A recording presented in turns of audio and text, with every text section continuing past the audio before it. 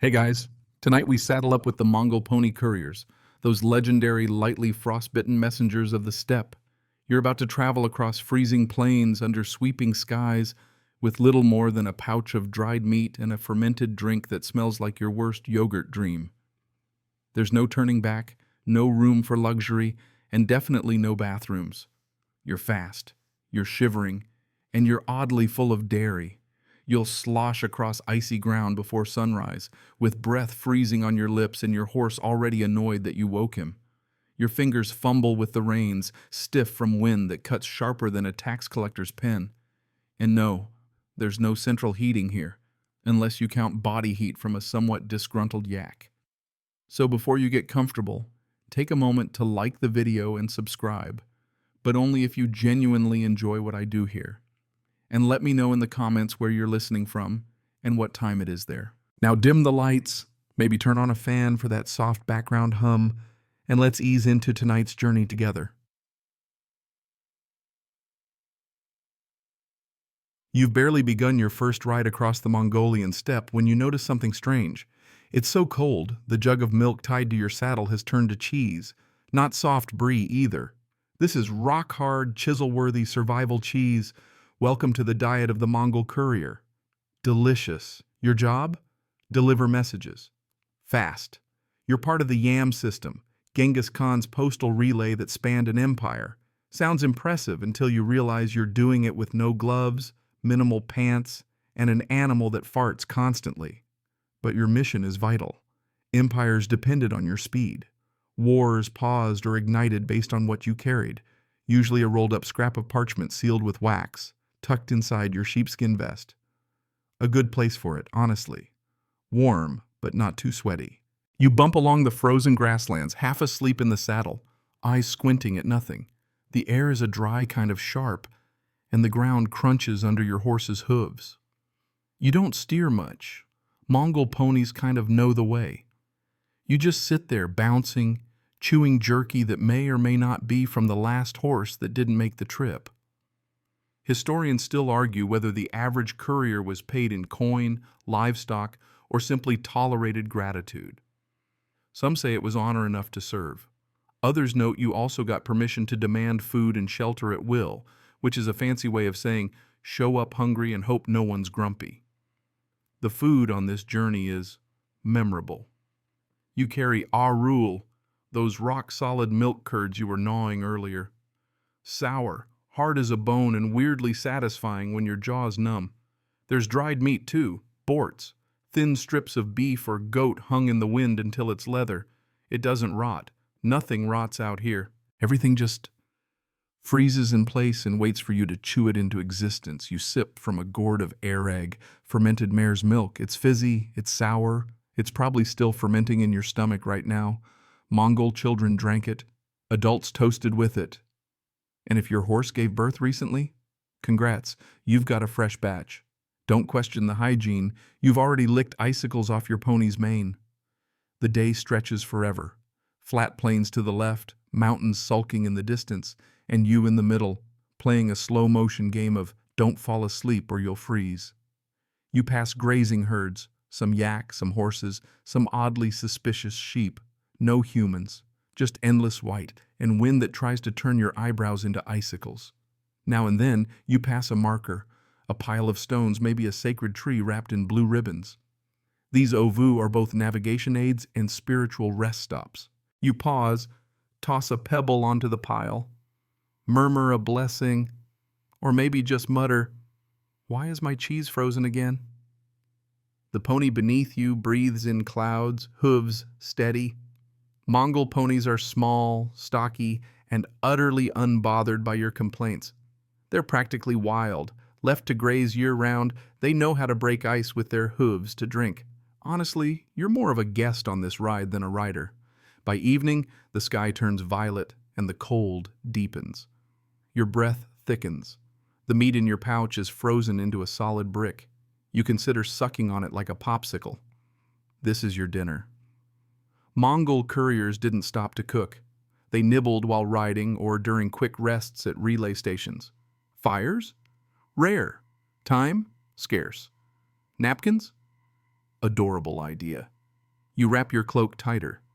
It's fur-lined, stitched from whatever animals you could find. Mostly sheep, maybe some rabbit, perhaps that one particularly angry goat. You feel like a mobile petting zoo, but it keeps the wind out, sort of. As you ride into the night, you wonder if your message, this oddly damp scroll under your tunic, really matters. Will it change anything? Will it cause a prince to march, a wife to weep, or is it just a grocery list for a general who forgot his own handwriting? But you don't question it out loud, because the wind might answer back. You're halfway through your first courier route when another puff of snow slaps you in the face and you realize this job isn't about the glory. It's about enduring all things slightly too cold and slightly too chewy. Your teeth are already sore from trying to bite into your rations, which have all become one unified frozen block. Somewhere in that brick is jerky, a strip of yak fat, and what might be a berry. You may never know for sure. As your pony trots on with the resigned patience of someone who's seen worse, you remember why you're doing this. You're part of the YAM, the relay system established by Genghis Khan to keep information flowing faster than enemies could think. The couriers, called Couriers, could travel hundreds of kilometers a day, swapping out horses and gulping down whatever was edible at each relay station. And you're one of them now. The moment you see your first it's like spotting a mirage, only instead of water, it offers a slightly warmer windbreak and maybe a bowl of broth. You ride straight in, dismounting with a wobble and a sigh. Your legs are jelly. Your butt is frozen. Your pony instantly finds hay and pretends you don't exist.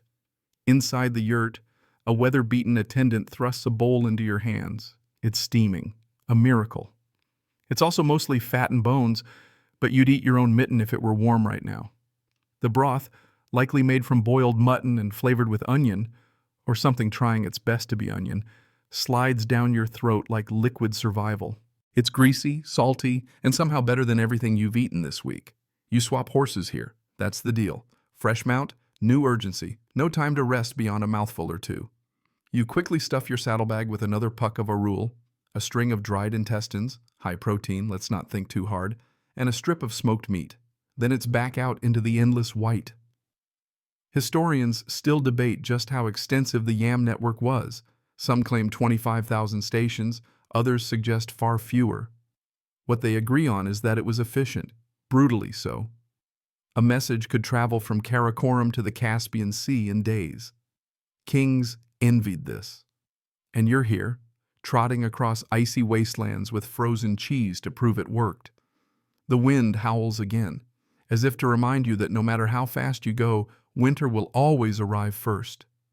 You pull your hat tighter. It's a mashup of felt, fur, and what might be squirrel. Not glamorous, but warm. Mostly. Mongol couriers didn't dress for fashion. They dressed for survival. Multiple layers, wool-lined boots, gloves made of hide, and coats thick enough to double as tents. You think about food a lot on the road. Mostly because there's nothing else to think about. The endless sky, the muttering wind, and your stomach doing small tap dances inside you.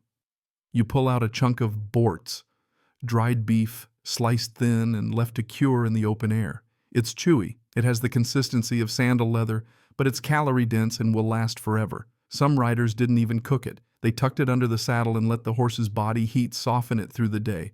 Not exactly 5-star, but at least it's warmish. You nibble.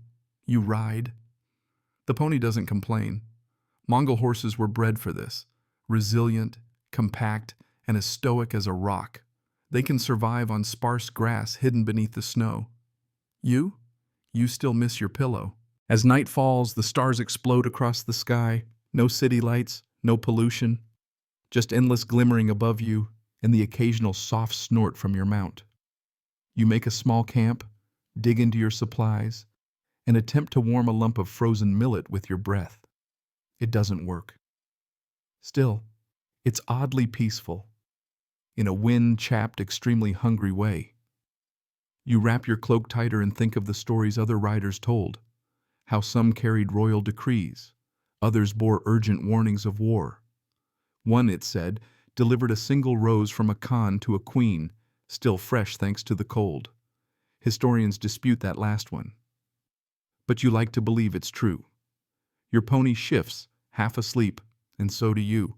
Chewing the last of your frozen snack, staring at a moon so bright it looks judgmental. You try not to take it personally. Somewhere far away, another relay station waits. Another bowl of soup, another cheese brick to gnaw on. But for now, you're just a courier under the stars, sustained by fermented milk, meat dust, and sheer stubbornness. Your next leg begins before sunrise, not because you're a morning person, but because the cold has found its way inside your boots. Lying still only makes it worse. So you saddle your new pony, slightly grumpier than the last one judging by the side eye, and set off with a sigh and a sigh's worth of breakfast. A lump of sour curd and a strip of dried liver that tastes vaguely of smoke and revenge. Riding while eating is a skill Mongol couriers perfected, or at least tolerated. You're already halfway there. With reins in one hand and dried something in the other, you try to chew discreetly while avoiding low tree branches. You're not sure what you're eating, but you're grateful it isn't moving. Probably goat, possibly yak, definitely chewy. The rhythm of the pony soothes you into a dazed half-trance. You don't steer much, just glance occasionally at the sun's angle and the way the grass leans in the wind. Genghis Khan's network didn't rely on maps or signs. The landscape was the guide. Couriers memorized hills, shadows, sacred trees, and the exact smell of certain pastures. You're trying your best to do the same, though the only thing you've memorized is how to ignore chapped lips and leg cramps. There's no stopping to cook. Mongol riders prided themselves on endurance. Meals were meant to fuel, not delight. That's why borts, that thin-sliced, air-dried meat, was so beloved. Light, long-lasting, and functional. You nibble at it now, chewing it into submission, while your pony clops steadily onward. Historians still argue whether couriers received better food than the average herder. Some claim they got extra rations, salted fat boiled millet or horse sausage at each relay station. Others insist they were lucky to get broth and a warm place to sit. Judging by the contents of your saddlebag, cheese, meat, cheese again, you suspect the latter. Today, the wind's picked up, and you wrap a scarf around your nose. The cold air stings your eyes. Your pony snorts as if to say, "Don't be dramatic." You ignore him. You've already forgiven him for last night's flatulence episode, barely. Your fingers fumble in the pouch tied to your belt. You find a small bundle wrapped in cloth. Bread. Flat, dense, and absolutely frozen. Mongols didn't bake soft loaves. Their bread was travel bread. More weapon than comfort food. You smack it against your saddle horn a few times to test structural integrity. Still intact, still edible. You take a bite. It flakes into crumbs and mild despair, but it helps fill the quiet. There are no birds here, just the occasional hawk. No trees for hours, just tufts of snow-covered grass and the suspicious crunch of something behind you. You pretend it's not a wolf. Mongol riders sometimes rode in pairs, but often you were alone. Solitude was part of the job. You learn to listen to the silence, to note the rhythm of hooves on frost, the faint rustle of wind over your cloak. Sometimes you sing. Sometimes the pony joins in, not tunefully. A bump in the landscape catches your eye, an ovu, another sacred cairn. You dismount, circle it 3 times clockwise, and add a stone. Maybe the spirits like cheese offerings, but you keep yours. You're down to half a chunk, and the next station is hours away. Lunch today is improvisational. You break open your last ball of arul and mix it with snow in your mouth to soften it. It doesn't soften, but you tell yourself it's refreshing. The pony doesn't judge. He's too busy grazing through frozen dirt, which is somehow both impressive and sad. You find a stick of something wrapped in hide. Horse sausage? Maybe. It smells like cold and history. You take a bite. It's salty. Very salty. Your eyes water slightly. You chew through it while trying not to imagine which part of the horse this was. The road stretches ahead again. Another horizon, another gust of wind reminding you that boots are a modern luxury. Your toes are bundled in wool and hope. You miss socks. You miss fire. You even miss spoons. By mid-afternoon, your pony stumbles slightly. Time for a rest. You dismount, stretch, and squat beside a frozen stream. You pull out your tiny flask and pour some airag. Still fizzy, still a little too enthusiastic. You sip slowly. It tastes like someone carbonated the idea of yogurt, but it does warm you from the inside. Sort of. Later, as you ride again, the sun glints off distant mountains. You think of other riders, dashing across the empire with silk scrolls and imperial stamps. One once carried a freshly roasted sheep between stations, historians say. It arrived frozen, still edible. You won't be so lucky tonight. Your dinner will be cold and so will your saddle. But at least you're moving, and movement is warmth. The Mongol courier life isn't about luxury.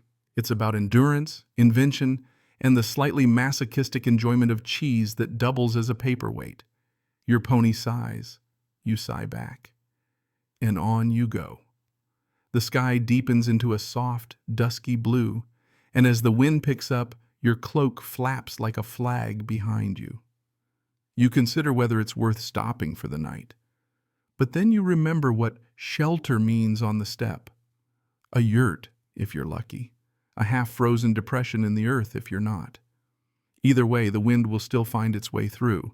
The Mongol yurt, or gir, is a marvel of portability. A round structure made of wooden lattice walls, heavy felt coverings, and a hole at the top for smoke to escape, assuming you've got firewood, which you don't. You finally spot one in the distance, smoke curling lazily from its top like the sigh of someone resigned to feeding another half-frozen courier. Inside it smells like mutton, wet wool, and faintly of goat. You step in, boots crusted with snow, and are immediately handed a bowl. No one asks your name. Everyone assumes your mission matters more than you do, which is oddly comforting. The bowl contains a stew that might be more fat than meat, with the occasional chewy surprise. You don't ask questions. You slurp in silence, nod thanks, and warm your fingers by the flickering, dung-fueled fire. Historians still debate what Mongol cuisine truly consisted of on the move.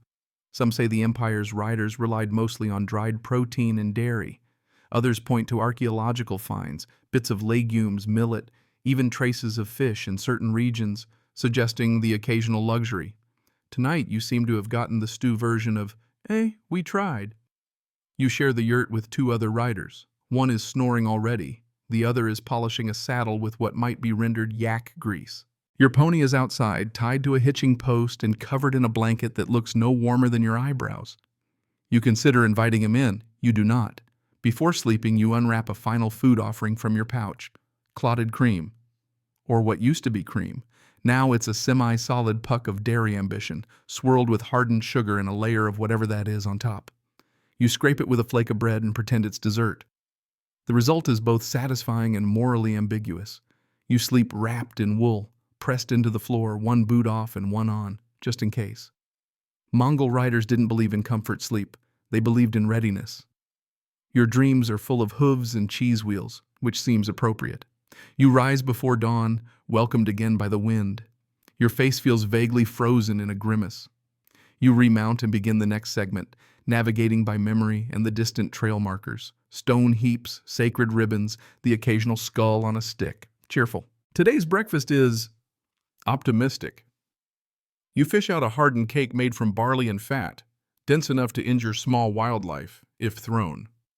You gnaw it, grateful for the crunch, and wash it down with leftover air rag. Flat now, funkier. Less like champagne, more like regret. Still, calories. The cold is relentless, but you've adapted. You notice it less now. The ache in your toes has become a song. The wind feels like an old friend who's always slightly annoyed. Your pony is the only one you trust anymore, even though he once tried to eat your glove. The terrain changes subtly as you ride, ridges rising like lazy waves, valleys pocked with low scrub. You spot a fox. It stares at you, unimpressed, then disappears. Even the wildlife seems to know this job isn't glamorous. As the sun climbs, you let yourself imagine what a proper meal might feel like. A fire, hot meat, bread that bends, a beverage that doesn't bubble without warning. Mongol riders may have ruled an empire, but they did it on a diet that would terrify most modern influencers. And yet, it worked. Genghis Khan's messengers could outrun any army, outlast any weather, and survive on food you could store in your sock. The empire spanned from Korea to Hungary, and letters stitched it together, carried by people just like you, chewing quietly on sour milk bricks while racing the sunset. You pause briefly beside a river, its surface cracked with thick veins of ice. You chip a bit for your flask. Hydration is important, even when every drop tries to kill you. Then you're off again, your saddle creaking, your bones protesting, your next station just a vague promise on the horizon. You hum a tune. Maybe it's a folk song. Maybe it's just your stomach. Either way, the rhythm matches your pony's pace. And somewhere deep in your pouch, another piece of frozen meat waits patiently for dinner. Your pony moves with the weary determination of someone who's carried more couriers than he'd care to remember. You pat his neck, and he flicks his ears as if to say, "At least you aren't shouting imperial decrees into the wind." The two of you have developed an understanding, a quiet agreement built on mutual endurance, shared frozen cheese, and a complete disregard for comfort. Lunch sneaks up on you, not because it's a feast, but because your stomach starts protesting loudly enough to be considered a second voice. You reach into your saddlebag and pull out a piece of arul that is fused with a string of dried meat.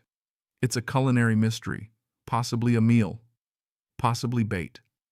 You chew it anyway, jaw working like a blacksmith's bellows. The Mongols, famously, made do with what they had. Their food wasn't designed for pleasure, it was designed to last. Borts, arul, clotted cream, curdled milk, all designed to survive weeks on horseback. Mongol cuisine didn't rely on spices or fancy sauces. It relied on fat, fermentation, and the power of sheer will. Today, your will is tested by what appears to be a preserved goat foot.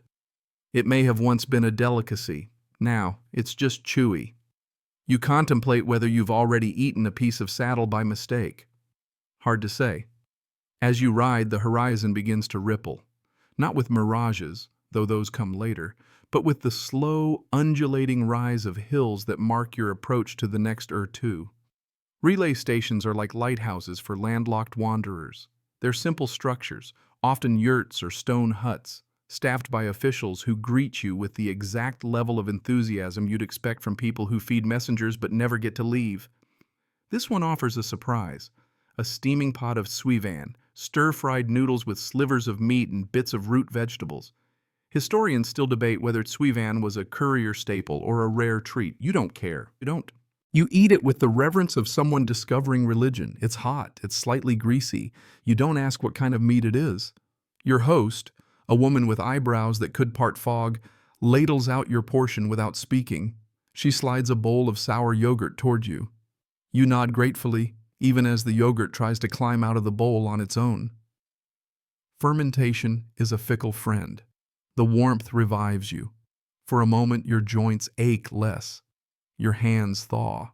You remember a time when food came on plates and didn't try to chip your teeth. The fire crackles. A goat outside bleats with menace. You don't want to leave, but duty calls. Or rather, the letter stuffed inside your boot is beginning to get suspiciously moist.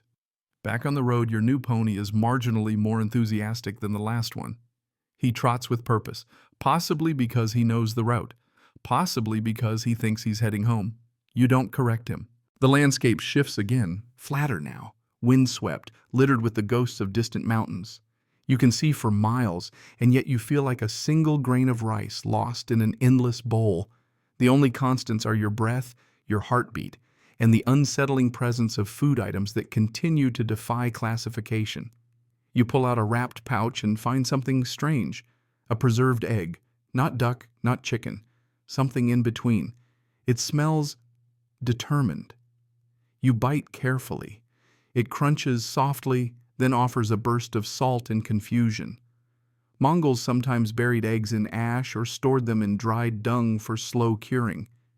You try not to picture that. As you chew, you consider how often Mongol couriers were compared to birds.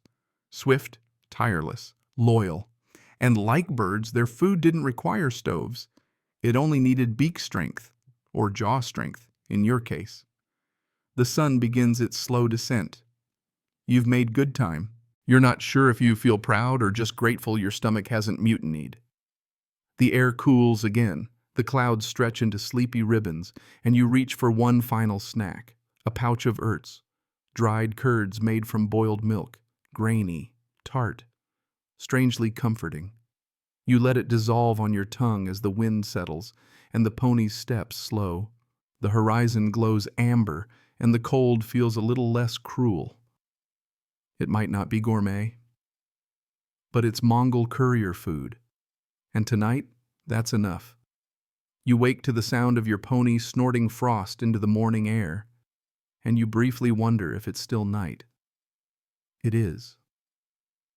Just the kind of night that's considering becoming day but hasn't quite committed yet.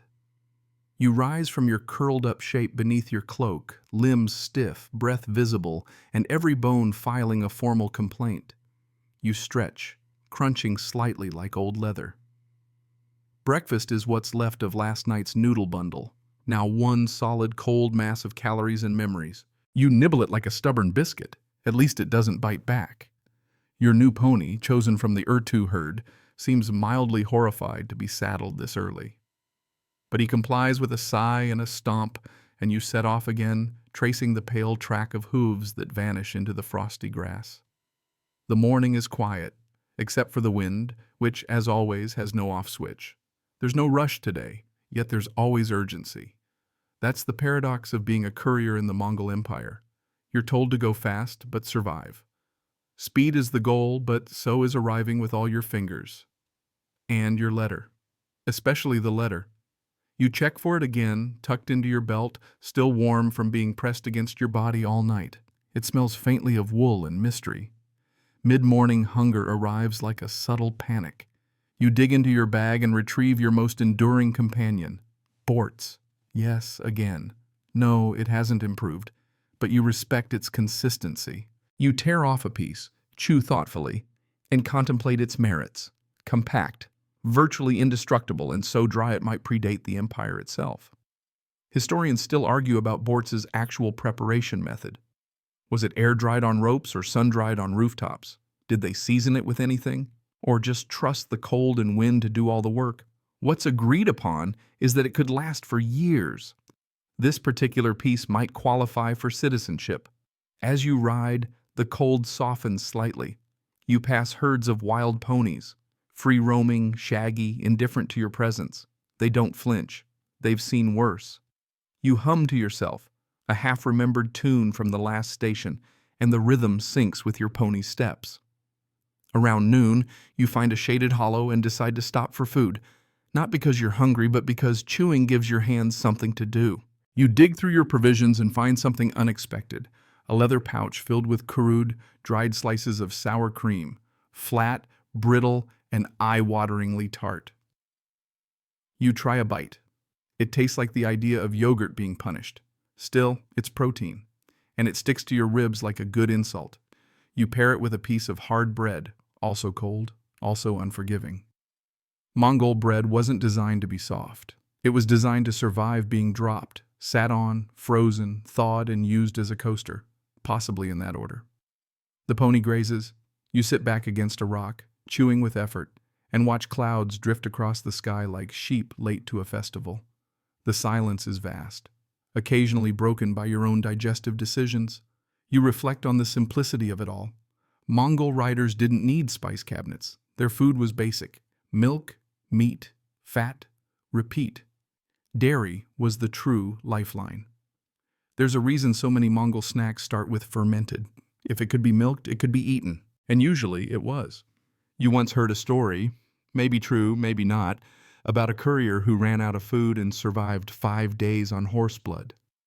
Not just drank it, carefully extracted it from a vein without killing the animal.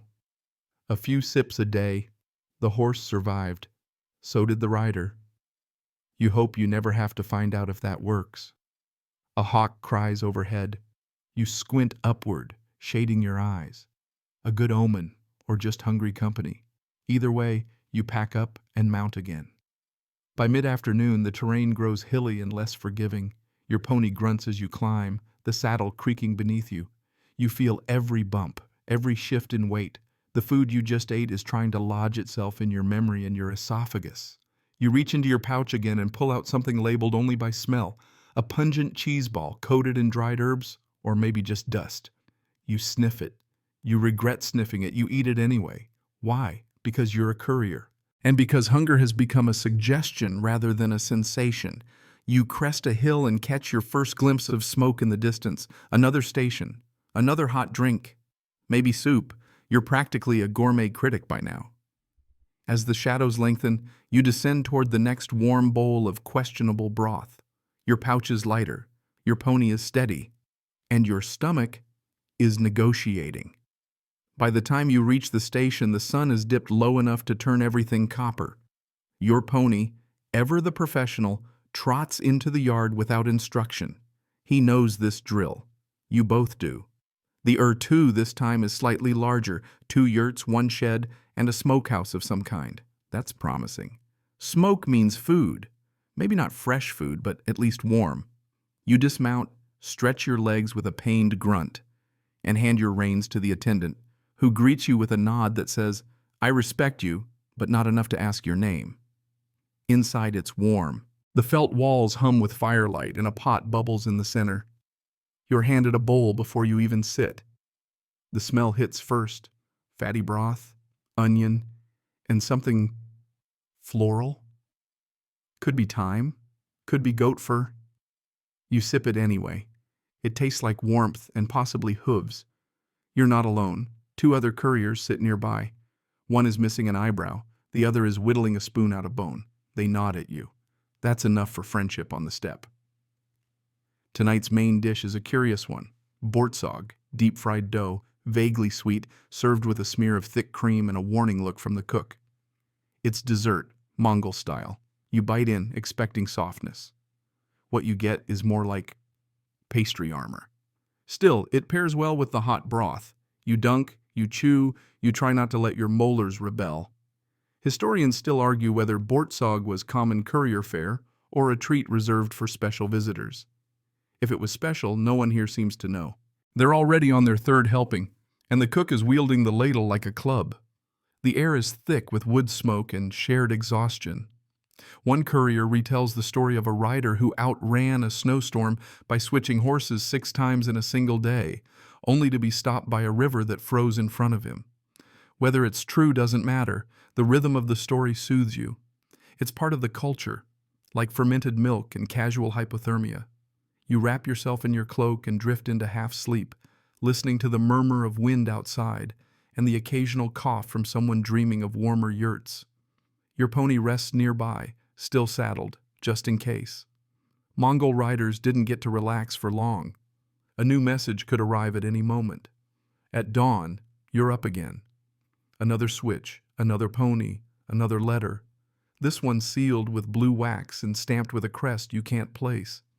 It goes into your tunic, close to the heart, where it'll stay warm until the next delivery. Your breakfast today is innovative. A piece of dried fish, possibly river trout, possibly something that once saw a river, paired with a hunk of dense butter that's more like wax than food.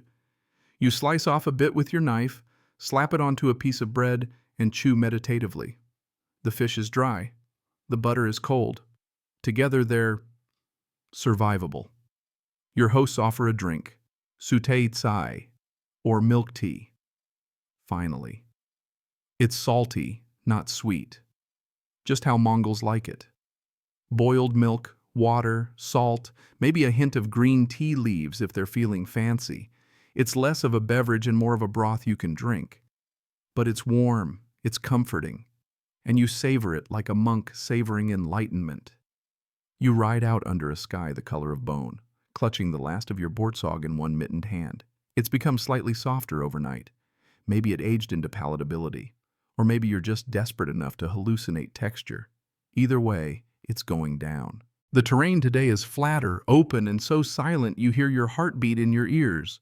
You think about what you've eaten so far. No fruits, no fresh greens, no spices beyond salt and possibly smoke. And yet, you're alive. You're moving. And your intestines haven't written any complaints in the snow. That's a win. You chew on a final sliver of courier and consider how all this simplicity, The same food, the same wind, the same horses. Somehow held together one of the largest empires in human history. It wasn't lavish, it wasn't decorative, it just worked. Like your pony, like your jerky, like your jaw now permanently locked in a slow, steady grind. As you pass a herd of shaggy cattle in the distance, you wonder if they're judging you for eating their cousins. They probably are. As midday approaches, your pony begins his usual game of pretending to be more tired than he is. He slows, huffs dramatically, and veers slightly toward a patch of dry grass that could loosely be interpreted as lunch. You tug gently on the reins, and he obliges, barely, clearly weighing his opinion of your leadership. You, meanwhile, are dealing with your own lunch dilemma. The saddlebag offers up a sad collection of edible relics, a mostly crumbled barley cake, a few stray curds, and something unidentifiable that you're fairly sure was once food. You settle on the barley cake. It's dense, nutty, and about as moist as a scroll case. You take a bite and immediately need a drink to wash it down. Luckily, you still have a flask of arag, which, after 3 days, has matured into something between vinegar and sour beer. Mongol couriers called it milk that kicks back. You take a sip, brace for impact, and swallow. Your eyes water just a bit, but it's better than eating straight wind. You ride in silence, savoring the stillness. The landscape has opened up again. Vast plains framed by snow-dusted ridges. A few scrub trees dot the distance, and somewhere far off, a hawk circles lazily, probably wondering what new flavor of courier it's looking at today. You think back to the stories old riders told at stations, about soup made from dried blood, boiled with herbs and fat for a quick hit of energy. It was called korkog, and it was mostly reserved for hunters and warriors. Still, you remember the time someone offered you a cup. You were tired, too polite to refuse, and too numb to taste much. It warmed you, though. That's all that mattered. Historians still debate whether Mongol blood soup was a daily staple or a rare field ration. Some say it was made only during winter hunts or war campaigns. Others argue it was standard fare for those who traveled light. You decide that either way, you'd rather not test its shelf life without supervision. By now, your face is windburned, your legs sore, and your teeth feel like they've been through a medieval nutcracker. But you're making good time. You hum to yourself, something melodic, vaguely reminiscent of a lullaby you once heard in a yurt filled with smoke and goat smell. The pony flicks his ears again. You're not sure if he's enjoying the song or plotting to trip on a molehill just to make a point. The sky overhead has gone from soft blue to pale gray, one of those skies that promises snow but never quite delivers. You pull your fur collar tighter and dig around in your pouch for a snack. You come up with something puzzling. A tightly rolled strip of hide, smoked and salted, still warm from its last place next to your body. It smells like the inside of a boot and tastes a bit like revenge, but it's protein. You chew slowly, thoughtfully, as if you're giving it a performance review. You pass a pair of wild camels who give you the same expression your pony does when you talk too much. Flat, judgmental, a little amused. You nod in their direction. They blink and return to chewing frozen scrub. Eventually, you stop to rest beneath a lonely stone outcrop. You unwrap your scarf, crack your knuckles, and use your knife to shave a few curls off a block of aged yak cheese.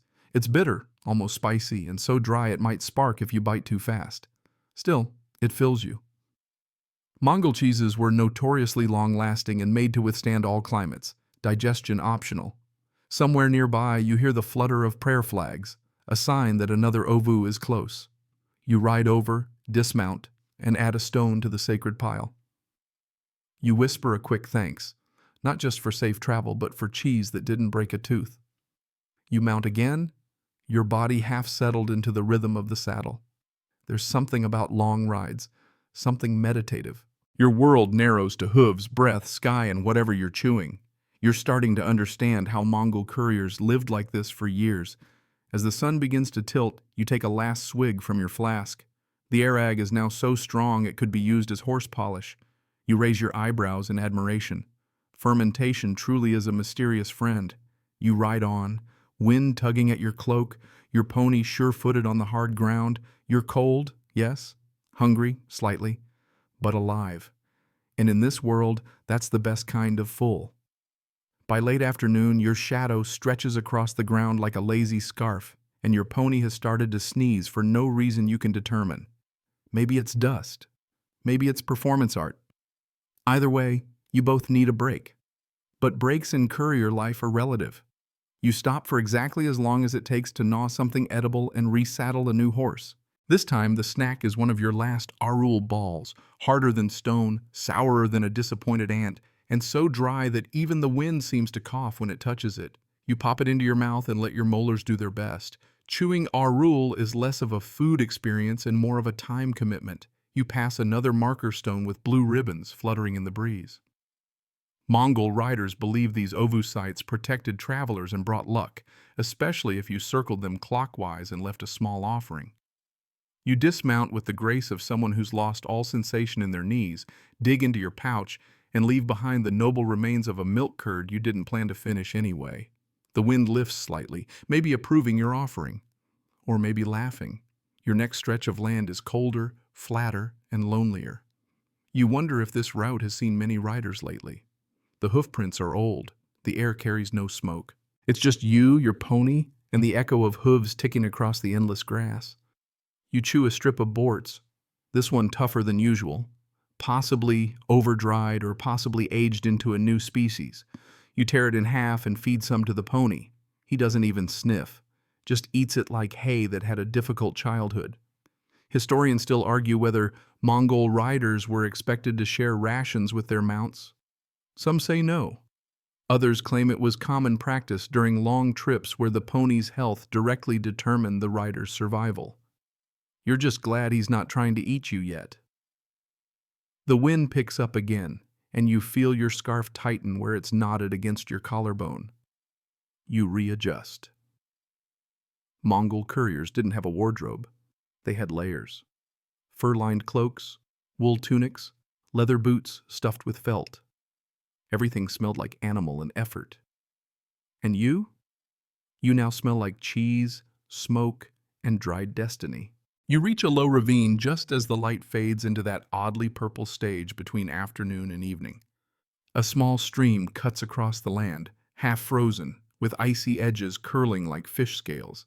You dismount, break the ice, and fill your water skin. It tastes faintly metallic, but it's cold and real. The pony drinks beside you, steam rising from his muzzle. You pull out a crumbling satchel of ground millet. It's supposed to be a kind of portable porridge. Just add water and stir. You add snow, stir, wait. Nothing changes. You chew anyway. The taste is surprisingly bland, with the consistency of wet sand and all the charm of a tired cloud. You sprinkle in a pinch of salt, which doesn't help, but gives your teeth something new to think about. There's no fire tonight, just cold clarity. The stars are beginning to pierce the sky one by one. You lean back against a saddlebag, chewing the last of your snow porridge, and think about other riders, those long gone, their bones somewhere under this same sky. Maybe they had better borts. Maybe they had worse. Some say couriers used to wrap hot stones in leather and tuck them into their clothes for warmth.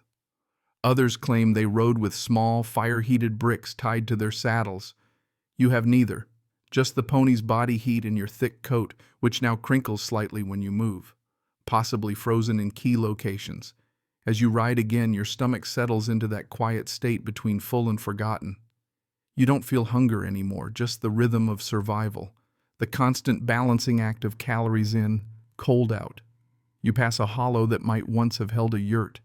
All that's left now are scorched stones, some old ashes, and a scrap of wool tangled in the grass. The pony veers toward it briefly, sniffs the air, and moves on. You follow, thinking again about that odd little cheese ball you left at the ovu. A gift, maybe. A tribute, a trade, your hunger for protection. The sky darkens further, and you press on through a world so wide it feels like it might fold over you if you stand still too long. Your teeth ache. Your feet are numb.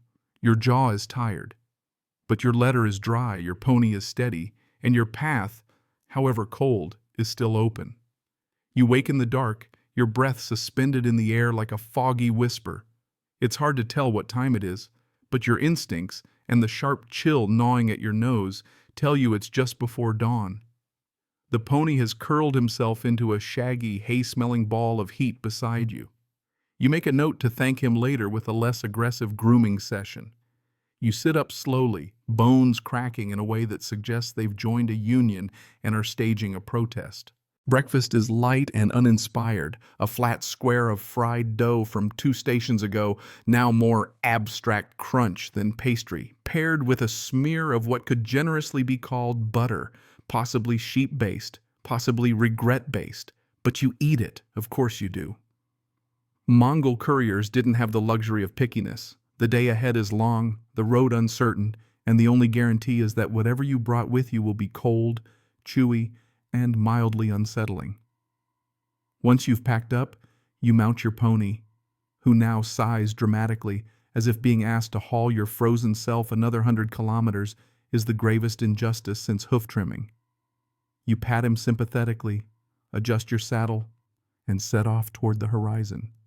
The terrain shifts again, this time sandier, with dry patches and stunted shrubs clawing their way out of the soil. You're in semi-desert country now, where winds whip the land into a kind of ancient disapproval. Your skin prickles under your cloak, not from the cold, but from the dry, scratchy air that threatens to turn your lips into jerky.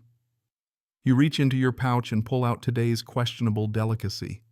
A puck of compressed camel milk curd traded 2 days ago at a relay station near a caravan route. It's chalky, powdery, and somehow manages to coat your teeth with what feels like ancient dust. You let it dissolve in your mouth like a punishment you agreed to. Historians still debate how widely camel milk products were used by Mongol riders. Some argue they were rare, limited to southern or western regions. Others claim camel milk was occasionally fermented, dried, and even traded as a luxury item. All you know is this one tastes like an old barn with dreams of being a mineral. The wind whistles through your hood as the sun finally begins to rise. You check your saddlebag. There's still a length of dried intestines stuffed with fat, basically the medieval equivalent of a protein bar. You decide to save it for lunch, partly out of rationing instinct, partly because you're not emotionally ready. By late morning, you pass a small caravan headed in the opposite direction, 4 camels, 2 herders, and a dog who eyes you with weary suspicion. They nod, you nod, no one speaks. There's an understanding among those who live on the move. The less said, the better. You press on. Your pony finds his stride again, ears twitching toward every sound, the flap of a kite overhead, the whistle of distant wind across sand. You wonder how these animals never trip, even on invisible holes. Then you remember the joke. Mongol ponies don't stumble, riders just fall. You chew a strip of bort so dry you hear it before you taste it. This one was smoked over pine, or at least something resinous. It leaves your mouth tingling, a gift from a southern rider traded for a bundle of extra wool. Worth it, possibly. Midday heat simmers up from the earth, a strange relief after so many days of icy riding, but it brings its own challenge. Your water skin is warm now, almost brothy. You sip it anyway. Mongol riders were known to ride for days with minimal hydration, trained to ration like camels with ambition. As the road winds through a series of shallow valleys, you begin to dream, not of rest or peace or even sleep, but of a bowl of booze, steamed meat dumplings, hot, juicy, scented with garlic and onions. You've only eaten them twice in your life. Both times they made you question the very idea of travel food. But today, they're a memory worth clinging to. You reach another two just as the light begins to fade, the sky glowing orange at the edges like it's holding back a second sun. The station is modest. A single yurt, a pen of goats, and a child chasing a chicken with intent unknown. Inside, you're served something hot. Miraculously hot. A stew of cabbage, boiled mutton, and possibly turnip. You don't ask, you just eat. You're past questions, past judgment. You drink the broth. You sop up grease with your bread. You chew until your jaw begs for peace. Historians aren't sure if every station offered food this generously or if you just got lucky tonight. But the flavor, simple, earthy, a bit salty, is enough to make you consider retiring here, becoming a yurt cook, and never chewing arul again. As night falls, You rest beside the fire, your new letter tucked under your belt, your belly full, and your pony just outside, probably dreaming of pastures and days without riders. You fall asleep wondering what tomorrow's menu will bring, hopefully not more intestine, but probably. You wake to the sound of hooves, not your pony's but someone else's, galloping past the station with an urgency that makes your heart sit up before your body does. Another courier, another letter, another life on fast forward. You rub your face, stiff and crumb-dusted, and reach for your cloak. Morning has arrived in shades of gray and dull blue. It's not quite light, but it's no longer night, and the fire in the yurt has dwindled to polite embers. Outside, your pony is already awake, chewing on what remains of the station's hay pile and pretending not to notice you. Breakfast is simple because simplicity is the law out here. A bowl of sutatesai, salty milk tea, warm and slightly oily, served with a slice of yesterday's bread and a dab of something suspiciously labeled as cream. You dip, sip, chew, and let the warmth seep in. The first few minutes of riding are always the worst. Your limbs protest. Your stomach tries to renegotiate the terms of its contents. Your pony is annoyed you exist, but eventually, the rhythm returns. Hooves beat steady patterns into the earth, and your mind drifts to the important topic of snacks. Today's first offering, a handful of dried fat strips known as urs, rendered, cooled, and sliced into strips. They're supposed to be chewed slowly like beef bubblegum. You take a tentative bite. The taste is assertive, but it delivers what it promises. Dense energy, slow release, a mouthfeel that says, "We're not here to be liked." Historians disagree on how often these fat strips were consumed raw. Some say riders softened them in broth or warm milk. Others suggest they were chewed as is, especially in emergencies. You fall somewhere in the middle. Chew them out of necessity, not love. As the road stretches ahead, you notice a new scent in the air. Sweet, almost floral.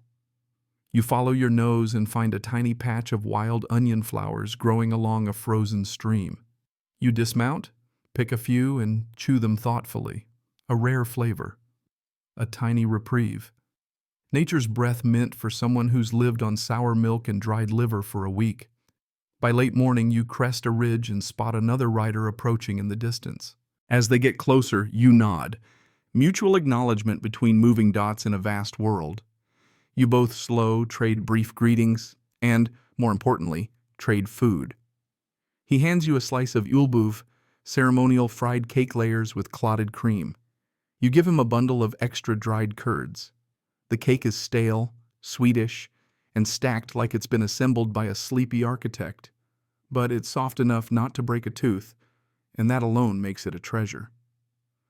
The two of you rest briefly near a flat stone outcrop, your ponies shoulder to shoulder, tails swishing in tandem. You share a pouch of sour yogurt drink, tarag, thicker than arag, less bubbly, and slightly less judgmental in flavor. It coats your mouth like memory, and for a moment the empire feels gentle. Your new friend, Togtok, or so he says, tells you about a courier who once dropped his letter in a snowbank and mistook a clump of goat dung for it. Delivered it anyway. The prince was not amused. You laugh, nearly choke on your ulbuv, and decide not to check your belt pouch just yet. You part ways at the next crossroads, hooves tapping opposite paths, and the silence returns. You unwrap the last of your fried fat strips and bite in, wishing you'd traded more for that cake. The wind begins to shift, bringing colder air and the scent of rain, or snow depending on who wins the weather argument. You dig deeper into your supplies and find a rare gem, dried turnip slices soaked in brine and vinegar. They're tangy, crunchy, and entirely unexpected. You nibble them like gold coins, savoring each one. As the light fades, you near a lake, frozen at the edges, reflecting the pale pink clouds. You make camp under a half-sheltered ledge, wrapping yourself in your cloak, the saddle for a pillow, your food bag clutched like a hot water bottle made of calories. Dinner is humble, leftover turnip, one last slice of barley bread, and a smear of smoked meat paste, strong, salty, and oddly comforting. You wash it down with the last of your tarag, now room temperature and a little angry about it. You fall asleep to the soft sound of water shifting beneath ice, your pony snoring faintly nearby, and the distant knowledge that somewhere another rider is chewing the same cheese under the same stars. Morning greets you not with birdsong or sunlight, but with the distinct sound of your pony sneezing directly into your boot. It's not personal, probably. You sit up, brush frost from your eyebrows, and glance toward the lake. The ice has thickened overnight, silvery and dull, stretching like glass into the horizon. No signs of life but yours, and your pony's breath pluming in rhythm with the crunch of him stepping on your cloak. Again, your stomach grumbles loudly. You oblige it with the last of your vinegar turnips, eaten straight from the pouch like some cold-weather trail mix. They're crisp, briny, and a little offensive this early in the day, but they wake you up better than any rooster. As you pack, you remember the smoked meat paste from last night, just a smear left on the cloth. You scrape it up with a chunk of hard bread and chew it with appreciation usually reserved for family heirlooms. Your jaw cracks once, maybe twice, but the bread holds. The bread always holds. Today's stretch begins flat and serene, with early light gilding the snow-covered grasslands. Your pony moves briskly, warmed by rest and possibly out of spite for sleeping outdoors.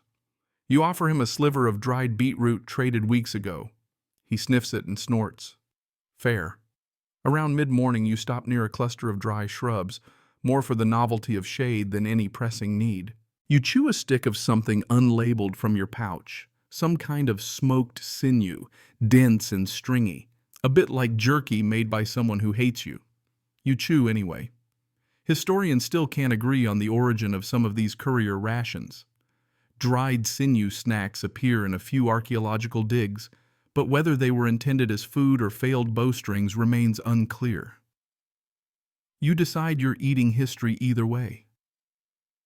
As the terrain rolls gently toward a distant pass, your thoughts wander. You remember a tale from an older writer, how he once boiled leather strips to make soup during a bad winter.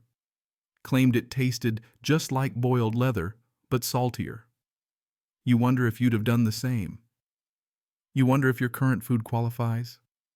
Soon you spot smoke on the horizon. A station. Your pace quickens slightly, the promise of warmth, or at least broth, pulling you onward like a carrot tied to your sense of hope. The station is modest. One yurt, a corral, and a woman outside churning milk with a stick taller than you. She barely looks up as you approach, but nods you toward the fire with the air of someone who's hosted hundreds of riders and judged all their footwear. Inside, it's warm, smoky, and vaguely sour. That's promising. You're handed a bowl of Sagan ID, a catch-all term for dairy foods that might include clotted cream, yogurt, or something in between. Today's version is a kind of curdled soup, thick, tangy, layered with a puddle of sheep fat that sparkles in the firelight. You eat with quiet gratitude. Mongol food doesn't ask to be loved. It asks to be respected, and possibly feared. You're also given a triangle of steamed dough stuffed with mashed root vegetables and what may or may not be lamb. The inside is soft, the outside slightly chewy. It's a miracle. You try not to cry.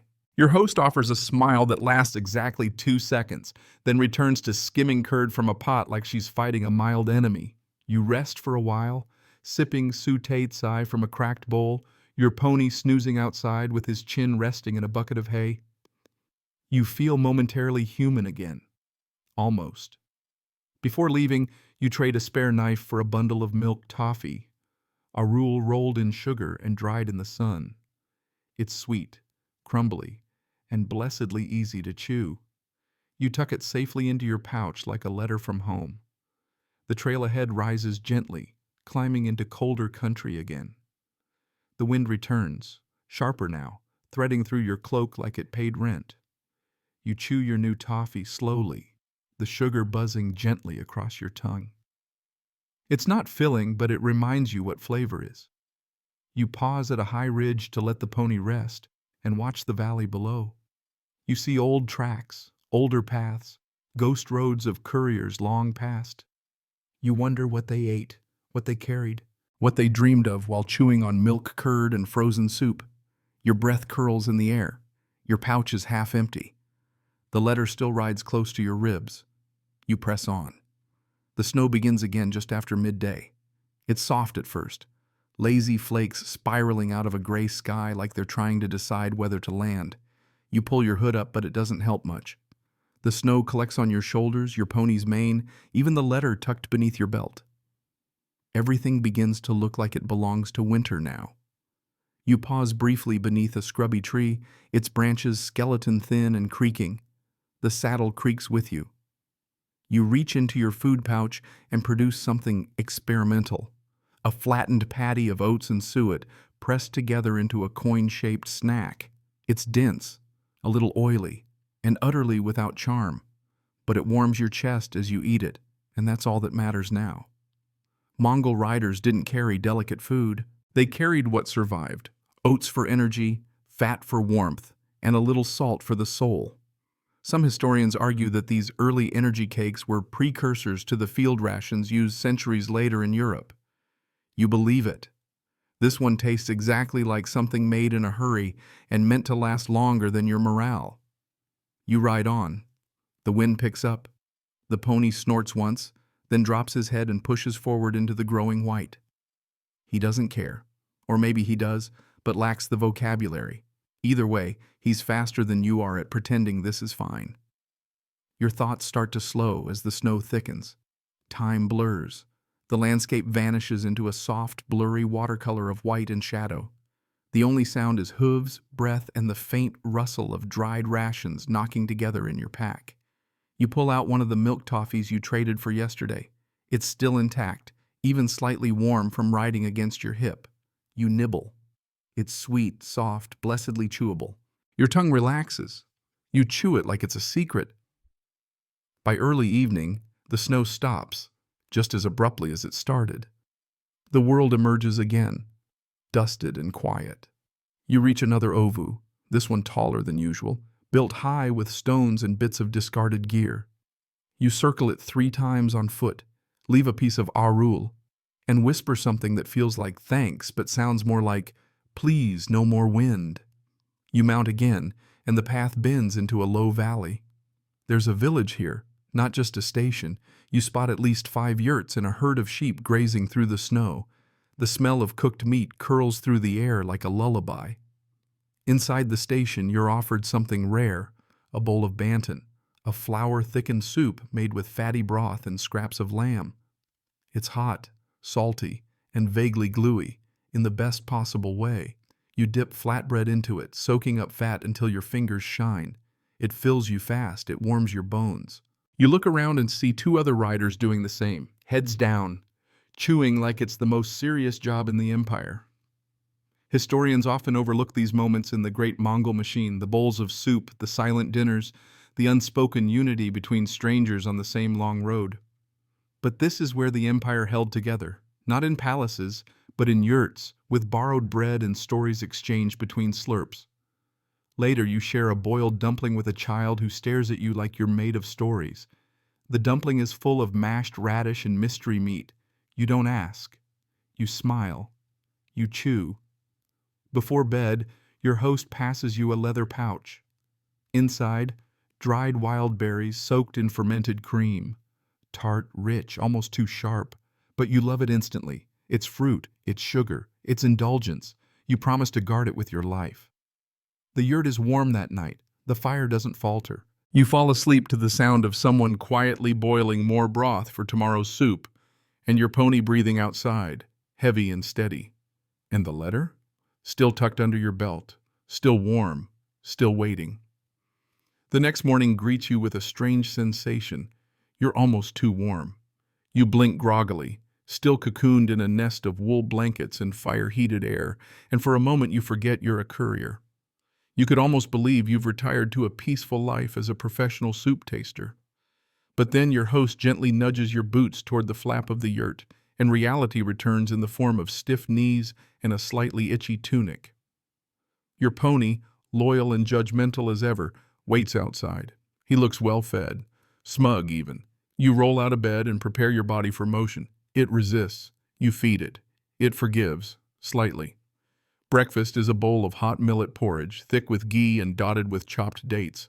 The dates are sweet and soft, possibly the finest thing to pass through your mouth in weeks. Mongols traded widely, and dried fruits were luxury items in steppe life. You close your eyes while chewing, pretending you're in a market in Samarkand and not on your 13th straight day of smelling like wool and saddle. You thank your host with a formal bow, tuck the pouch of fermented creamberries deep into your bag, and check the letter. Still sealed, still safe, still a mystery. You set out again. The sky is unusually clear, bright blue and cloudless, and for once the wind is merciful, still cold, but curious rather than cruel. You ride without speaking, listening to the crunch of hooves and the occasional creak of leather. Your pony seems in good spirits, or perhaps he just appreciates not being snowed on. You dig out a strip of lamb jerky you'd forgotten about. It's seasoned. With what, you can't say, but it's better than plain. You chew slowly, stretching it out like a story you don't want to end. About midday, you pass a group of traveling monks. 2 on horseback, 1 walking barefoot in the snow like it's no big deal. You nod respectfully, and they offer you a handful of dried apricots in exchange for a bit of salt. The apricots are sticky, sun-wrinkled, and glorious. You eat 3 before you even remember to say thank you. Historians have noted the Mongol Empire's surprising tolerance for religious diversity. Couriers often interacted with Buddhists, Muslims, Christians, even Taoist mystics along the road. Food, it seems, was the universal bridge. Your living proof, a humble letter carrier sharing dried fruit with monks in the middle of nowhere. By late afternoon, you hit a dusty plain whipped by light winds. The air smells of dry sage and warmed leather. You chew another piece of barley bread, this one thinner and sprinkled with sesame seeds. A gift from the station. It flakes gently in your mouth, sweetened by the memory of breakfast. You pause at a shallow well to refill your water skin. The water tastes of minerals and moss, but it's cold and clean. Beside the well is a stone slab etched with names and dates, probably other couriers who stopped here, marking their journeys with quiet pride. You take a moment to add your mark. Not a name, just a single line scratched with your knife. Not for fame, just proof you were here. The sun begins to slide downward, casting long golden fingers across the plain. You ride on, snacking from the pouch of fermented cream berries. They're tangy, sweet, and softly fizzy now, alive in a way that only old dairy can be. You eat them slowly, one by one, letting each melt into your tongue. Dinner is more humble, boiled oats with goat fat stirred in until it turns translucent. You slurp it down with half a heel of bread, then sit watching the sky darken to violet. A soft wind plays across the plain. Somewhere nearby, wolves howl. Not too close, not too far. Just enough to make the fire feel like a friend. You curl into your cloak, belly full, lips slightly sticky from berries, and whisper the name of the station you're headed toward. You repeat it once, then again, like a lullaby. Your pony stands beside you, one leg cocked, chewing thoughtfully on his own dinner. You fall asleep under stars that seem to nod along, as if they too understand the path of the letter and the quiet joy of an unexpected apricot. You wake before dawn to the faintest glow on the eastern rim of the sky, a suggestion of light rather than the real thing. Your pony stirs beside you, grumbling softly like an old man debating whether to get up or go back to pretending to be asleep. You sympathize. You sit up, dust off your cloak, and immediately reach for food. Not out of hunger, but because you've learned, chew first, ride second. Breakfast is a leftover oat cake, now somewhat pliable thanks to the humidity from your body heat overnight. You gnaw gently, grateful for the mild sweetness still lingering in its edges. You sip from your water skin and grimace. It tastes like it briefly spent time inside a goat. You make a note to rinse it properly at the next station, though you know you won't. Tradition now. The road ahead is flatter than before, a broad expanse of golden grasslands gently dusted with frost. The hooves of your pony crunch rhythmically beneath you, the world muffled and sleepy. You reach into your pouch and retrieve the second half of the cream berry mixture. It's soured a little more overnight, borderline fizzy, but it's still good, still alive. You spoon it carefully, slowly, letting the tartness perk you up better than any tea. As the day warms, you pull out something you haven't touched in days. Dried horse sausage. Yes, that's exactly what it sounds like. Made from the fattier cuts, smoked heavily, then sun-dried until it resembles a rope. You slice off a thin medallion with your belt knife and chew slowly. It's rich, deep, vaguely metallic, not unpleasant, the taste of empire. Historians still argue about how central horse meat was in daily Mongol diets. Some say it was a delicacy reserved for noble feasts. Others insist it was used in travel provisions because of its density and fat content. What's clear is that if it was available, it got eaten. The cold didn't discriminate, and neither did your stomach after 10 days on the road. You pass a dried-out riverbed just before midday. At the far end sits a collapsed yurt, bones of a long-gone shelter. You dismount, explore briefly, and find a few stone bowls half buried in the dirt, one still faintly marked with soot. Someone made soup here once. You imagine it. Water, fat, a pinch of salt, and whatever meat they could find. You bow your head, then move on. Lunch today is what you like to call a stack. A wedge of hard cheese layered between two pieces of barley flatbread, topped with a smear of that smoky meat paste you've been hoarding. It's heavy, hard to chew, and requires both hands, but it gets the job done. Your pony glances back at you once, either out of jealousy or because you're chewing too loudly. You offer him a corner of dry bread. He eats it without chewing. Show off. By early afternoon, the air turns again. Drier, sharper, tinged with the promise of evening cold. You pull your scarf up and dig through your pack for a sweet you'd forgotten. A candied walnut cluster wrapped in old cloth. It smells like sugar and spice, a gift from a southern trader days ago. You bite into it slowly, reverently. It crumbles with a satisfying crackle, sweetness unfolding across your tongue like a childhood memory. The next two appears on the horizon as a smudge of smoke and movement. You ride in with stiff legs and hope. They greet you with a nod, take your letter without question, and hand you a bowl before you can even speak. Tonight's dinner is gurultai shul, noodle soup made with hand-cut dough, meat broth, and a single perfect carrot slice floating like a dream. You eat every bite. You slurp. You lick the inside of the bowl. You smile like an idiot. You sleep near the fire, belly full, bones humming.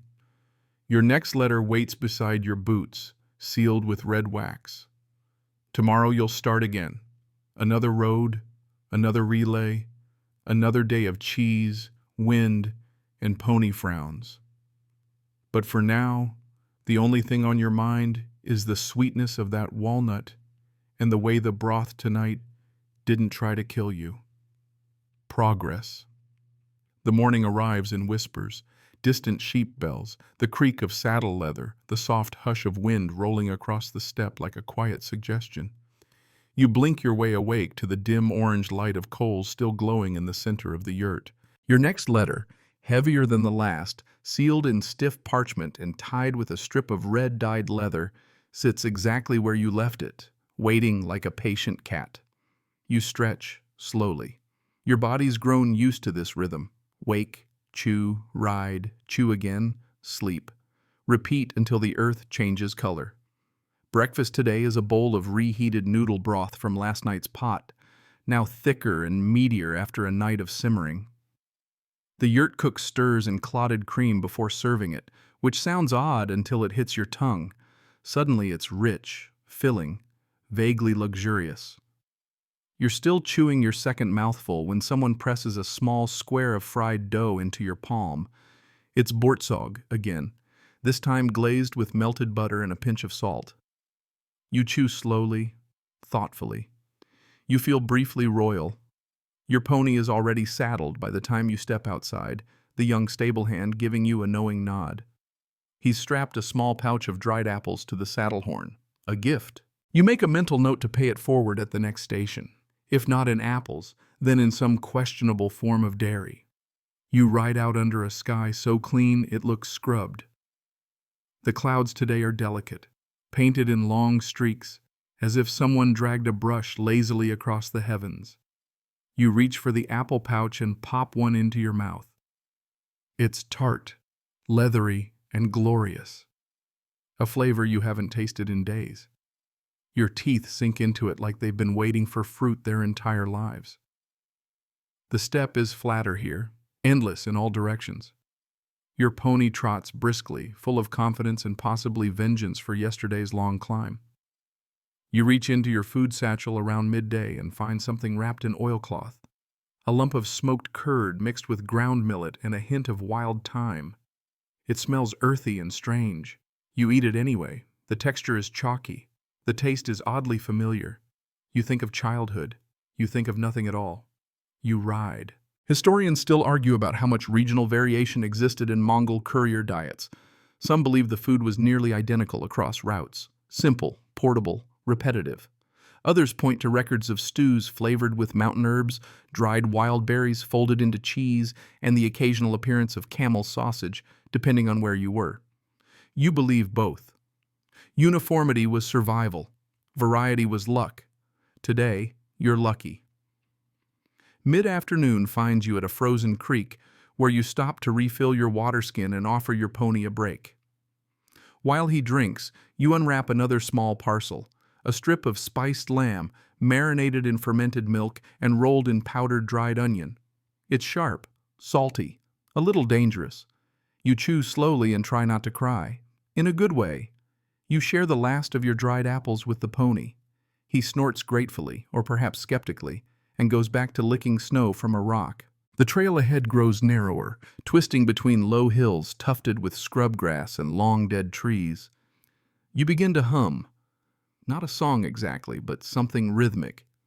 Your breath puffs in steady clouds. Your fingers itch to warm themselves on a bowl of broth. Evening creeps in early. The sun drops behind a ridge, and the wind shifts into that colder, meaner version of itself. You know this wind. It's the one that climbs inside your clothes and negotiates with your bones. The next station isn't much. Just a half-buried yurt and 2 horses tethered outside.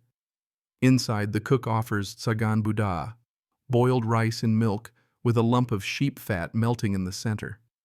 You eat it all, including the fat. It tastes like warmth and heavy dreams. You lick the bowl clean. Later, a fellow rider arrives and shares something rare. Dried persimmons, flattened and rolled like scrolls. You eat one slowly while he describes his route. Snowstorms, wolf tracks, a station that burned last week. You nod. He chews. That's all the comfort either of you needs. You sleep near the hearth, full of rice, meat, and fruit. Your pouch is replenished, your boots are dry, and your pony is curled in shadow just outside the flap. You dream of bread that bends and cheese that forgives. Tomorrow, the road continues. By now, waking up in the middle of nowhere, slightly stiff and slightly hungry, feels less like an inconvenience and more like a routine, an oddly comforting one. You stretch beneath your cloak, bones cracking like distant hooves on frozen earth. The yurt is still warm, the air thick with the smell of boiled milk and last night's smoke. You rise quietly, trying not to disturb the cook, and sip the lukewarm sauté tsai that's been left near the fire. It's salty, heavy, and tastes faintly of last night's rice. You drink it anyway. It coats your throat like a polite sweater. Your host offers you breakfast with a curt nod. Millet porridge again, this time with a swirl of thick sour cream and, wonder of wonders, a sprinkle of dried berries on top. You chew slowly, cherishing each sweet tart bite like a memory you're trying to hold on to. You suspect this might be the last time you see berries for a while. The new letter is smaller, thinner, sealed with green wax, its edges bound with horsehair thread. A personal message, probably. Someone's words crossing thousands of miles by way of your half-frozen saddlebag. You set out beneath a sky the color of old linen. Overhead, a few hawks spiral idly. You chew on a piece of hardened goat cheese, cracked into chunks with the back of your knife. It's sharp, a little gritty, and stubborn, like the people who made it. Your pony is quiet today, as if he too understands the tone of the wind. It's still. Cold. Listening. You ride in silence, chewing slowly, Your fingers tight on the reins, your mouth full of the unmistakable crunch of something ancient and barely edible. By mid-morning, the ground rises toward a pass. You stop at the crest to rest and share a snack with your mount, dried pea cakes from a trade caravan weeks ago. They're dusty, slightly bitter, but oddly filling. You break one in half, offer the rest to your pony. He accepts it with surprising delicacy, then immediately sneezes most of it onto your boots. Historians are divided on the use of legumes in steppe diets. Some argue peas and lentils were imported from trade routes stretching into Persia and beyond. Others believe they were a rare supplement, not a staple. You believe in chewing what you're handed. Lunch is a piece of thick, spiced blood sausage you'd almost forgotten you had. It's wrapped in stiff leather and tied with twine. You unravel it carefully and slice off a sliver. It's chewy, mineral-rich, and deeply satisfying in a way only borderline forbidden foods can be. You pair it with dried flatbread that breaks like shale and tastes like patience. Together, they make a kind of harmony: salt, grain, iron, and stubbornness. You eat seated on a rock, one boot off, your pony grazing nearby on a patch of withered grass. The pass descends slowly through hills dappled with snow and wind-bent shrubs. You ride with your scarf pulled tight across your face, the letter tucked into your tunic like a second heartbeat. The wind here whispers secrets, and you nod as though you understand. By evening, you spot a cluster of yurts in the distance, their felt walls catching the last orange sliver of daylight. You push on, the scent of firewood and meat arriving on the breeze just in time to save your stomach from revolt. Tonight's meal is a marvel: courier, fried meat dumplings, blistered on the outside, steaming within. You burn your fingers and don't care. You eat 4 in silence, each one tasting like a story you've been waiting to hear. The cook notices your empty bowl and offers you something else: fermented rye pudding with butter stirred in until glossy. It's strange. It's sour. It's perfect. You sip it slowly while your pony gets brushed down by a local boy who sings softly as he works. After the meal, you sit near the hearth, polishing your boots, refolding your letters, rechecking your maps. The other riders swap stories, mostly lies, occasionally useful. Someone's lost a boot. Someone else swears they saw a fox riding a sheep. You sleep in the warmest corner, the smell of oil, wool, and fried dough lingering in the air. You dream of simpler foods, simpler roads, but you wake knowing that even the hard cheese has its place. Even the hard days do. The sun rises lazily the next morning, peeking over the ridgeline like it, too, would rather stay in bed. You, however, have no such luxury. There's a letter under your belt, a pony to saddle, and a day's worth of chewing ahead of you. Breakfast is a bowl of tsampa, roasted barley flour mixed with hot tea and butter, stirred into a paste. It's dense, nutty, and vaguely gluey, but fills the stomach like wet bricks fill a barrel. You eat it all, scraping the bowl with a finger you're not ashamed to lick. Your pony stands ready, his mane frosted with morning dew, his expression unamused. You mount, adjust your cloak, and set off with your pouch of food swinging lightly by your side. The landscape today is wide open, windswept, and mostly empty. The kind of place where even the wind seems to get bored halfway through howling. You chew slowly on a strip of sour yak jerky, tougher than old parchment, but rich in flavor and oddly satisfying once your jaw gives up trying to resist it. Mongol couriers were known not only for their endurance, but their adaptation. Their food evolved with the terrain: jerky and hard cheese in dry plains, thicker stews and fermented grains in mountainous regions. The traveling diet was less a cuisine and more a negotiation between climate and preservation. You ride steadily, passing over frozen creek beds and cracked earth, occasionally ducking under the overhang of petrified-looking trees. Around noon, you pause near a rock outcropping and reward yourself with a treat: dried pear slices, brown around the edges but still soft inside. They melt on your tongue like slow sugar, reminding you that life once included orchards. You chew one slowly and share a second with your pony, who, in a rare show of affection, doesn't immediately sneeze it back out. The letter tucked against your chest weighs differently today. Perhaps it's the string binding it, Heavier thread, thicker seal, or perhaps it's just that the journey has turned quiet again, and your thoughts have room to wander. Who is it for? What does it say? A message of love, of war, of taxes. Historians still debate how many letters the average courier carried. Some say one at a time, others say bundles. Coded, dictated, secret, sacred. You carry yours like it matters, because it does. The air grows colder again as the sun drops into its afternoon slump. You pull out a roll of dried root vegetables wrapped in thin leather, a carrot, some radish, and a slice of something beige and mysterious. You nibble. It's earthy, a little sweet, and entirely functional. As you approach the next station, you catch the scent of boiling bones, one of those meals that announces itself before you even dismount. You're ushered in without ceremony and handed a bowl of shul, bone broth, onion, salt, and a handful of millet. Simple, beautiful. You drink it so fast you forget to breathe between gulps. Later, while polishing your belt buckle with a scrap of felt, you're offered a mug of something labeled only as special tea. It smells of cinnamon and old boots. You sip cautiously. It tastes medicinal, possibly fermented. You sip again. After dinner, you share your last pear slice with a younger rider, barely old enough to hold the reins steady. He stares at it, then at you, then eats it without a word. That's the highest form of thanks out here. You sleep outside tonight, wrapped in your cloak under the half-shelter of a rock wall.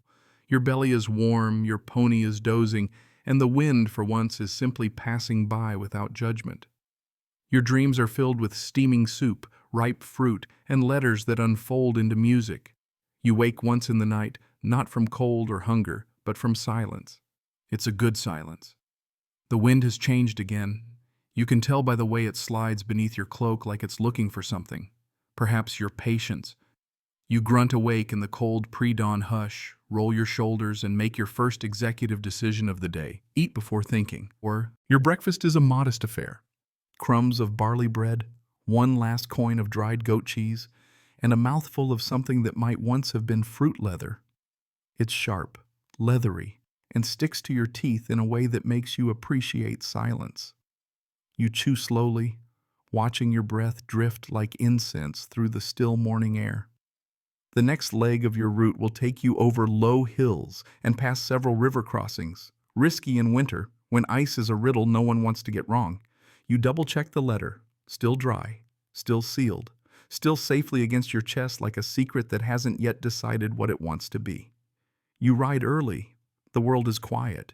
Your pony seems motivated, or at least annoyed enough to trot without encouragement. You ride with your hood pulled low and your mittens clamped around the reins. You chew dried turnip.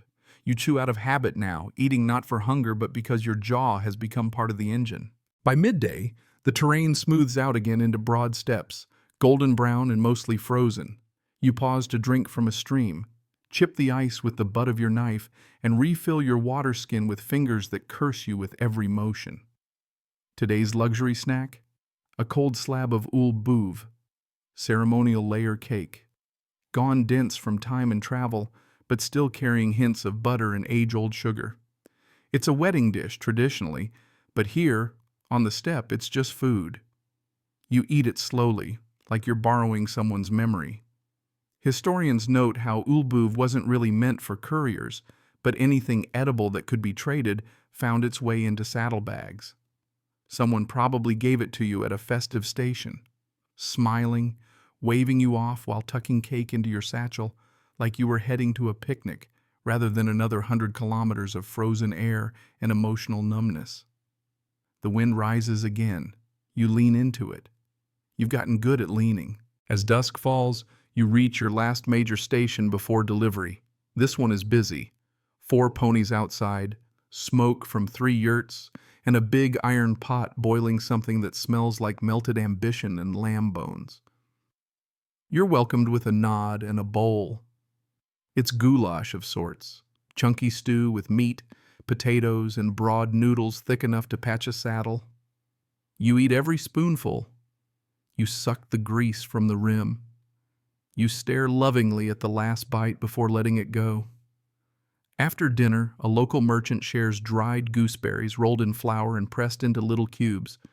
They're chewy, tart, and stick in your teeth like an affectionate curse. You trade 2 buttons for a handful. You sleep inside tonight, blessed by fire and wool. The letter, your final delivery, is still warm against your chest, sealed and intact, despite snow, storms, and a diet that could humble a glacier. You wake in the middle of the night. The fire is low, and the yurt smells of wood smoke and old milk. Your fingers curl around the pouch of gooseberries. Your pony huffs gently in his sleep outside. Tomorrow you reach your destination. You pull your cloak tighter, bite half a berry cube in the dark, and chew it slowly, carefully, like it's a prayer you haven't finished saying yet. The morning of your final delivery begins with a bowl of gurul Thai shul, a noodle soup made with fatty broth, sliced meat, and flour thickened by someone who clearly believes soup should stand on its own legs. You eat it slowly, savoring the richness, letting the heat untangle the stiffness from your jaw and fingers. Today your letter reaches its destination, and that means no room for distraction, no half-chewed cheese rations rattling in your pocket, and no mental arguments with your pony. Well, fewer. You saddle up with a kind of reverence. Your pony seems to sense the change. He doesn't pull or snort or try to subtly lean toward the hay pile one more time. He stands ready, proud, possibly cold. The final leg is not long, but it winds through a narrow valley where wind is funneled like breath through a flute. Sharper, faster, more insistent. You lean into it, your scarf tight, your letter held close. You don't eat on this ride, not even to chew. Instead, you taste the morning itself, crisp, bright, and faintly metallic, like the edge of a bell ringing far away. You think about everything you've eaten. Every hardened curd, fermented gulp, leathery strip of animal whose identity you never confirmed. Each bite has been a step, a mile, a connection. Mongol couriers weren't just messengers. You were bridges, chewing your way across an empire. The landscape begins to change.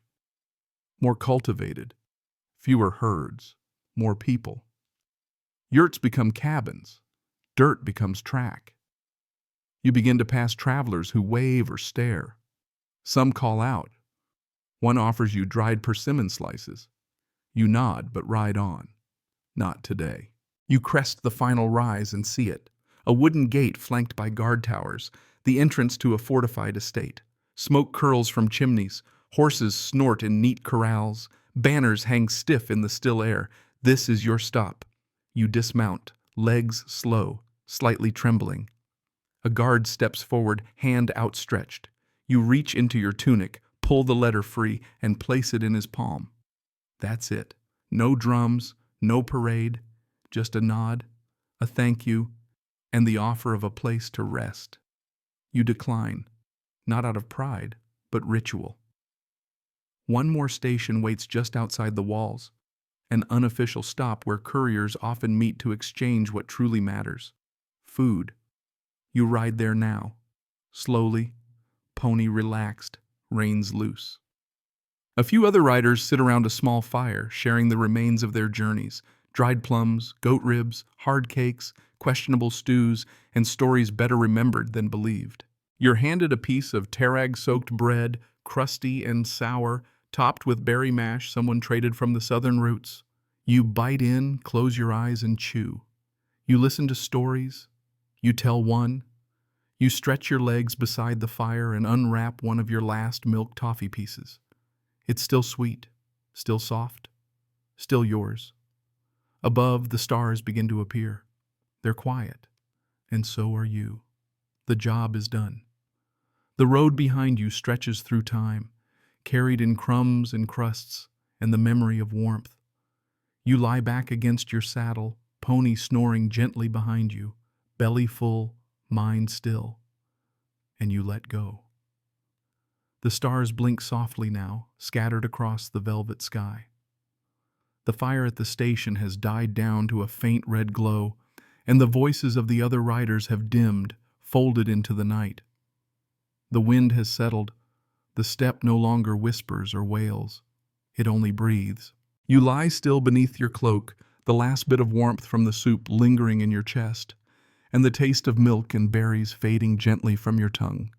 Around you, the land feels endless again, but instead of distance, it now feels like comfort, like room to exhale. Your body relaxes. The cold no longer bites. It soothes. Each muscle sinks into the earth one at a time. Your jaw, tired from days of chewing, finally lets go. Your breath slows. Your thoughts settle. There's no more road to follow, no more letter to carry, just the memory of where you've been and the quiet reward of having arrived. Let yourself drift. Let the fire fade behind your eyes. Let the pony dream and the wind pass. There will be other journeys, other meals, other riders on other nights. But for now, you are still. You are safe. You are full. Sleep well. Courier of the steppe. Sleep well. End of script. Sweet dreams.